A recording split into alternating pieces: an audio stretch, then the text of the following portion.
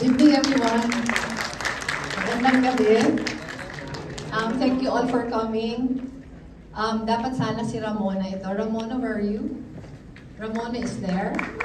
Dapat si Ramona yung mag-contextualize, pero we are making this an exception kasi we invited 100 or 150 of our campaign volunteers. Kayo yun.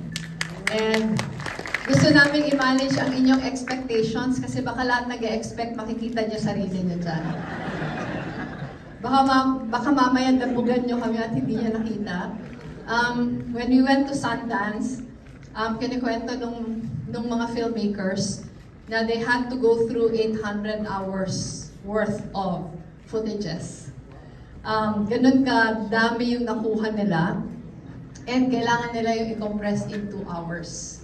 Yun yung number 1. Number 2, this movie is not entirely about the campaign.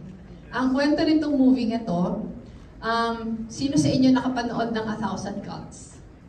Napanood nyo yung 1,000 Cuts? So this movie was supposed to be a sequel to 1,000 Cuts.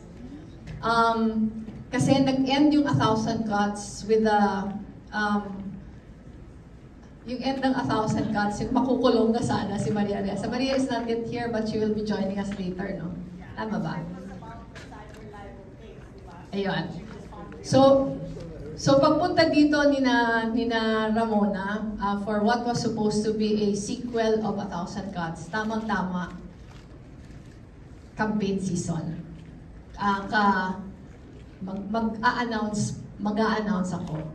So, itong sequel to 1,000 Cuts was made with the campaign as the backdrop. Kaya naka-extra yung iba sa atin. Dahil yung campaign yung backdrop.